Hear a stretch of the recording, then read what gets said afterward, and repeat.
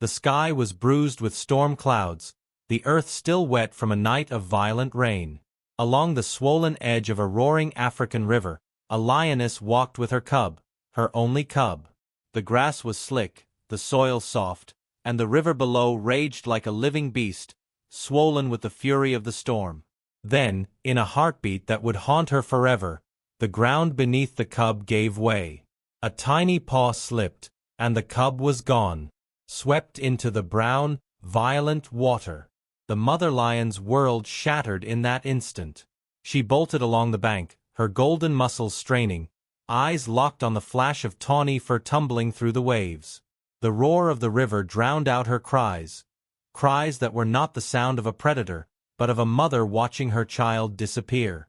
The cub, fighting for its life, caught hold of a drifting log, its small claws digging desperately into the wet bark. The log was spinning in the torrent, caught in the river's center. Far, far from the bank. The camera zooms in. The lioness crouches low on the muddy edge, her mouth open in a silent scream, the sound swallowed by the storm. Her eyes, burning gold, never leave her cub. Around her, the water hammers against the shore like an angry drum, mocking her strength. She is the queen of the savannah, a hunter feared by all, yet now she is powerless. The cub shivers violently, soaked to the bone, its grip slipping. The lioness takes a few desperate steps forward, the current nearly swallowing her paws.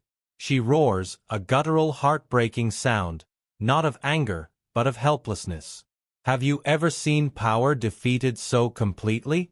Have you ever felt that kind of fear, when someone you love is slipping away and you can do nothing?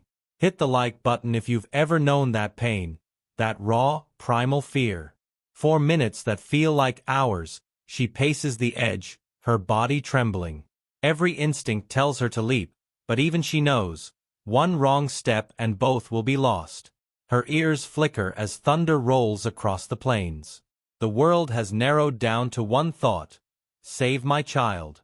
And then she freezes. Her eyes dart, not to the cub, but to something in the distance. A sound that doesn't belong in the wild, the rumble of an engine. Humans.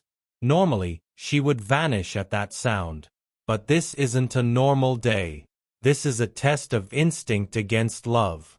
And what this lioness decides next will rewrite everything you thought you knew about wild predators. The river still thundered behind her, a monster that had stolen her cub. Every drop of rain that hit the ground felt like another second slipping away. The lioness turned from the chaos and did the unthinkable. She ran toward the sound of an engine. Her massive paws splashed through puddles as she sprinted across the open plain. The smell of fuel, the vibration of tires, all of it screamed danger. For generations, her kind had learned to avoid that sound. But for a mother on the edge, fear means nothing.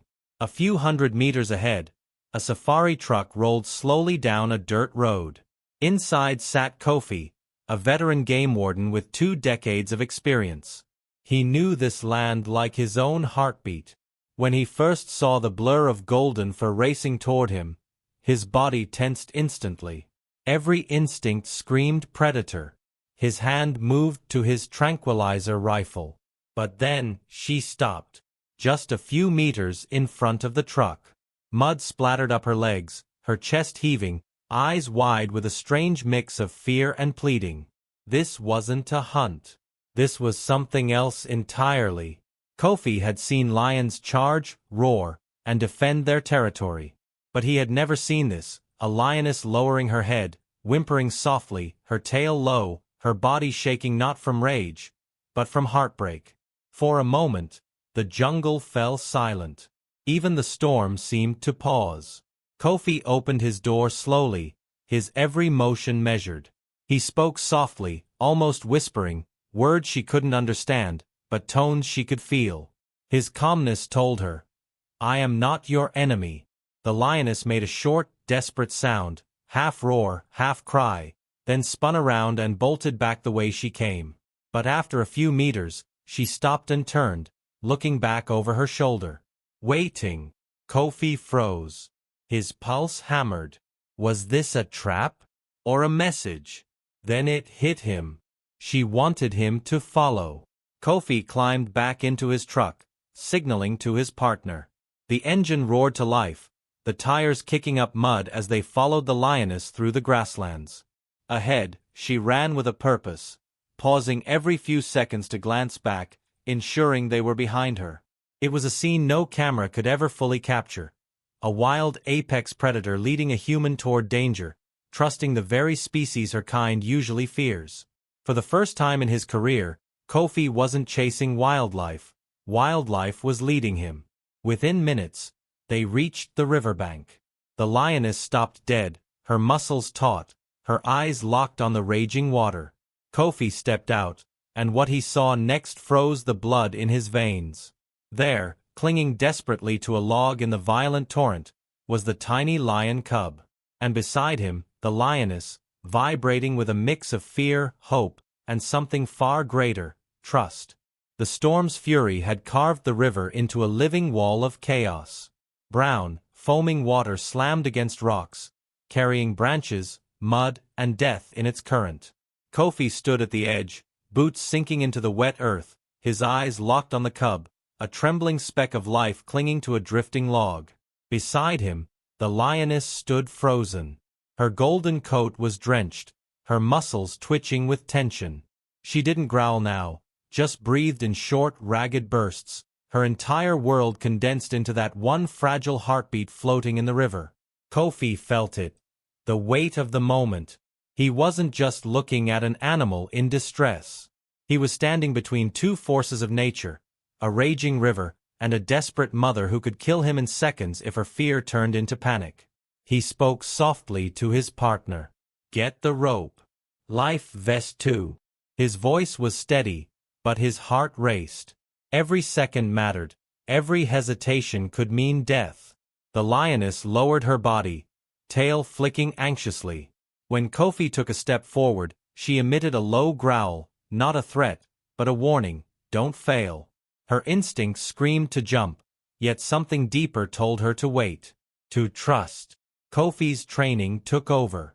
He looped the rope around his chest, tested the knot, and threw one end back to his partner. The water ahead looked only 20 meters across, but to him, it felt like a mile of raw power waiting to swallow him whole. He looked once more at the cub, small, drenched, half submerged. Then at the lioness, her eyes fierce, blazing with a mother's plea. He took a deep breath. "All right, let's bring her baby home." Then he stepped into the current. The water struck him like a hammer, ice-cold, merciless, pushing with a force that threatened to tear the rope from his chest. His muscles screamed as he fought the current inch by inch. The mud and debris pounded against his body. He kept his head low, eyes on the drifting log. On the bank, the lioness moved parallel to him, pacing every step he took, her anxious roars echoing across the storm. Her cries weren't of aggression anymore. They were prayers.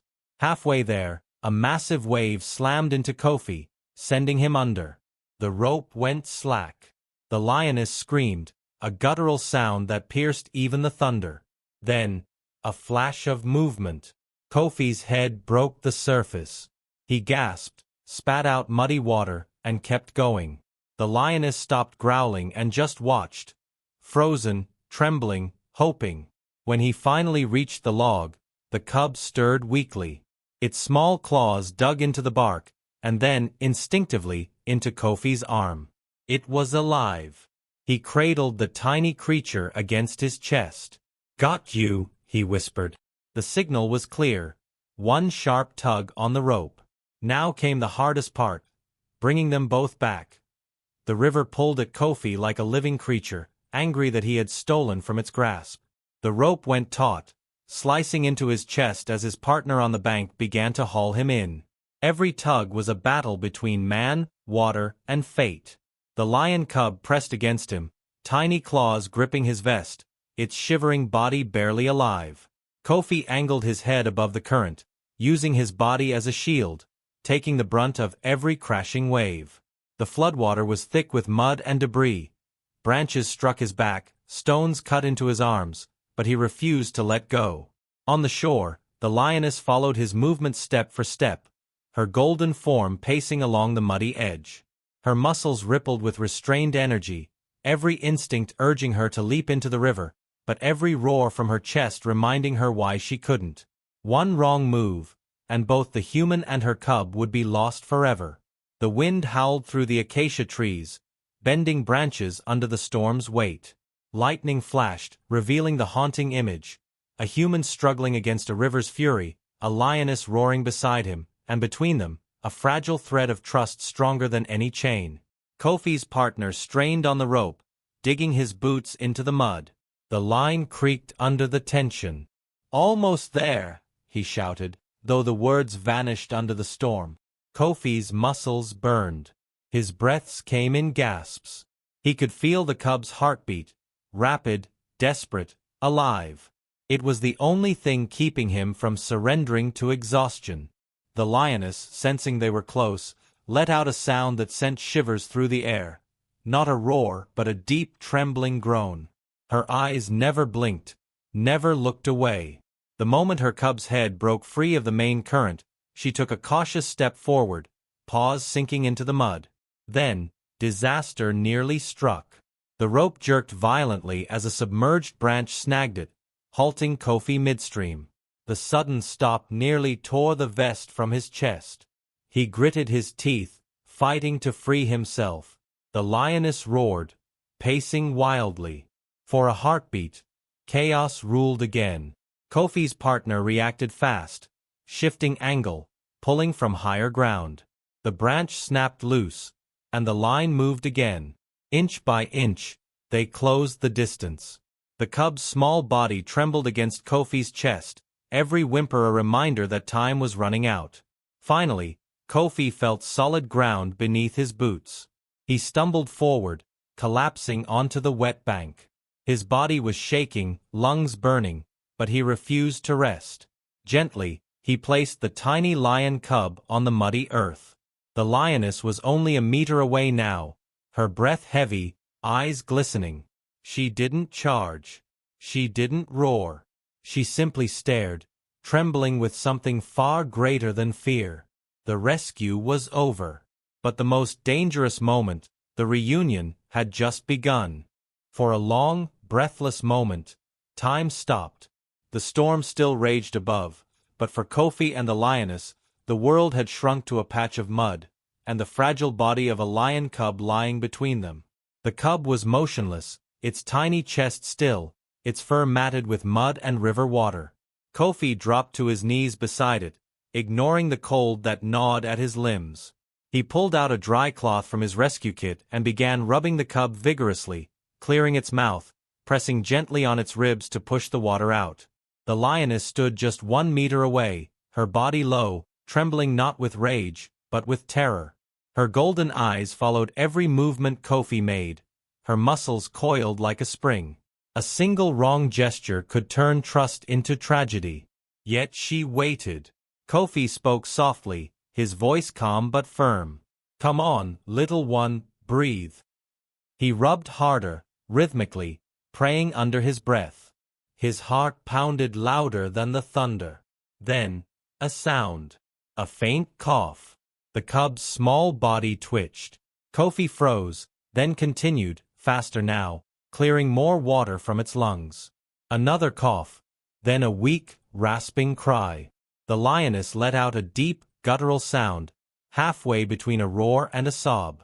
It was the sound of a heart breaking and mending at the same time. Her eyes glistened. She took one cautious step forward. Kofi didn't move. He simply lowered his hands and stepped back, letting the space between them close naturally. The cub, weak but alive, lifted its head. Instinct took over. It recognized her scent. Its tiny legs trembled, but it began to stumble forward, one uncertain step at a time. The lioness dropped to her knees and pulled her cub close with one massive paw, pressing her face into its wet fur. She licked it frantically, checking every inch, ensuring it was warm, real, alive. Her body shook from relief. Kofi watched, mud on his face, exhaustion in every bone, but his eyes were bright. He had faced the wild countless times, but never like this. This wasn't dominance. This wasn't fear. This was understanding. The rain eased, turning to a soft drizzle. The river still roared, but now it sounded distant, defeated. The lioness lifted her head and looked at Kofi. For a heartbeat, their eyes met. There was no aggression, no instinct of predator and prey, just a shared wordless acknowledgement. You saved what I love most. Then, silently, she turned. The cub followed, weak but alive, both disappearing into the tall grass. Kofi stayed kneeling in the mud, breath heavy, heart full. He had witnessed something ancient, something beyond training, beyond reason, the bond that connects all living things. He looked toward the fading horizon and whispered, "That's why we protect." If this story touched your heart, hit the like button, not for the rescue, but for the reminder that love, in any form, is the wildest force on earth.